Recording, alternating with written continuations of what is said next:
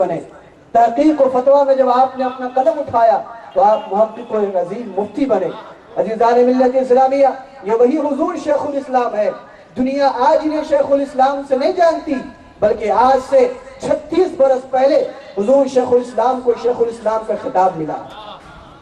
یہ شیخ الاسلام کا خطاب ہمارے علماء کرام بیٹھے ہیں، مفتیان کرام ہیں. حضرت علامہ مفتی رضا الحق اشرفی صاحب بھی یہاں پہ ہیں. حضرات محترم، یہاں پہ یہ تو آج ہمارا دور ہے، 21ویں صدی کا دور ہے، مگر شیخ الاسلام کو جو خطاب ملا ہے اس وقت یہ ذہن نشی کر لیں کہ شیخ الاسلام کو خطاب ایسی ہستی کے سامنے اور ایسی ہستی کے موجودگی میں ملا ہے جن کو ہم اور آپ مفتی اعظم کے نام سے یاد کرتے ہیں. مفتی اعظم کی موجودگی میں اور آپ کے پیر و مرشد سرکار کلام سید مختار اشرف رحمت اللہ علیہ کی موجودگی میں برجستہ تمام علماء کرام کی اس مجلس میں شیخ الاسلام علامہ مدنی میاں کو شیخ الاسلام کے خطاب سے نوازا گیا. دوستو، یہ شیخ الاسلام کی جو خطاب ملا آپ کو، اس وقت آپ کی عمر 40 سے 41 سال کی. صرف 40 یا 41 سال کی عمر میں اسلام کا شیخ بننا، اور وہ چھوٹے علماء نہیں بلکہ اس وقت کے بڑے بڑے علماء کرام آپ کو شیخ الاسلام کہا کرتے تھے. تاریخ یہ گواہ ہے کہ سرکار کلا کے انتقال سے پہلے تک آخری دم تک سرکار کلا نے حضور شیخ الاسلام کو شیخ الاسلام کے نام سے پکارا. شیخ الاسلام کہتے تھے، اور یہ تاریخ بھی گواہ ہے اور یہ تاریخ بتانے والے بھی گواہ ہیں کہ سرکار کلام جو حضور شیخ الاسلام کی پیر و مرشد ہیں، آپ یہ فرمایا کرتے تھے کہ اگر خانوادہ کی چوچھا میں، خانوادہ اشرفیہ میں اگر میرے بعد کوئی ہے تو وہ مدنی ہے. میرے بعد اگر کوئی ہے تو مدنی ہے. اور یہ حضور سرکار کلا یہ ارشاد فرماتے ہوئے اس دنیا سے رخصت ہوئے.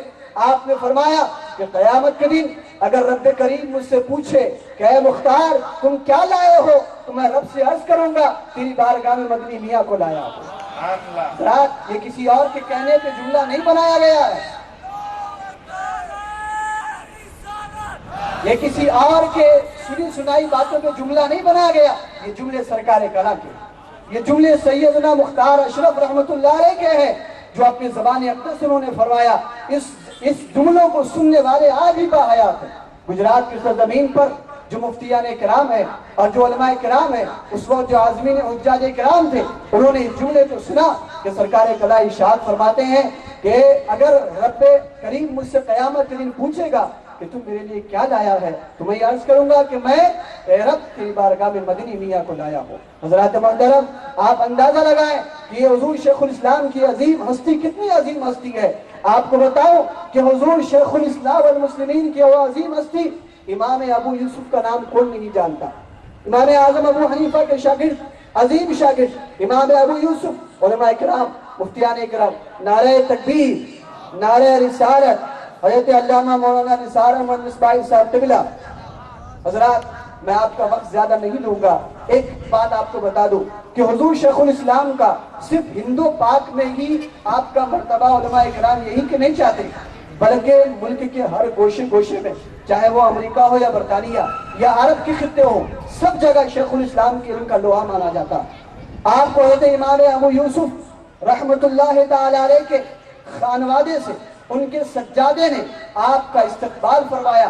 اور امام ابو یوسف کا جو خرقہ تھا، جو ان کا خرقہ ہے، جو ان کا پیرہن مبارک تھا، وہ حضور شیخ الاسلام کو تحفے میں عطا فرمایا گیا. کوئی امام ابو یوسف کا خرقہ لے، وہ وہی لے سکتا ہے جو امام ابو یوسف کا صحیح فقیہ بنا ہو، اس دنیا کا فقیہ ہو، اس دنیا کا بہترین مفتی ہو. عزیزان ملت اسلامیہ، وہ ہستی ہے. حیات و خدمات آپ مفتی صاحب قبلہ سے سماعت فرمائیں گے. میں زیادہ وقت نہ لیتے ہوئے ایک اور، آپ کو مجھے معلوم ہے کہ آپ تو کمی حضرات مقرر خصوصی کا خطاب سننے کے لیے آئے ہوئے ہیں، مگر 10 منٹ اور جس میں شرعی مسائل کے اعتبار سے آپ تمامی حضرات، جیسا کہ آج کے جدید مسائل اور جدید ٹیکنالوجی، جدید انٹرنیٹ کا دور ہے، اس لحاظ سے یاد رکھیے ہمیں صرف فضائل و کمال تک ہی محدود نہیں رہنا، بلکہ ہمارے اندر علم و عمل کا ذوق و شوق بھی پیدا کرنا. لہٰذا اسی تعلق سے چند شرعی مسائل جو آج کے موجودہ اعتبار سے بہت سارے لوگوں کے ذہن میں ہے، چند لوگوں کے ذہن میں نہیں ہے، وہ پوچھنا چاہتے ہیں، لہٰذا چند جو ہے یہ کسی نے پوچھا تو نہیں ہے، مگر مدنی فاؤنڈیشن کے ایک اغراض و مقاصد میں سے ایک مقصد یہ بھی ہے کہ لوگوں تک جدید مسائل پہنچائے جائیں اور لوگوں کو علم کا ذوق و شوق دلایا جائے۔ لہٰذا یہ چند شرعی مسائل مفتیان کرام اور علماء کرام کی موجودگی میں انہی کے حوالے سے میں یہ آپ تک پہنچانے جا رہا ہوں، لہٰذا اقوام اعزاز سے گزارش ہے کہ ان مسائل کو بغور سماعت فرمائیں۔ سوال یہ ہے کہ غیر مسلموں کو قرآن مجید بانٹنا کیسا ہے؟ غیر مسلموں کو قرآن مجید بانٹنا کیسا ہے؟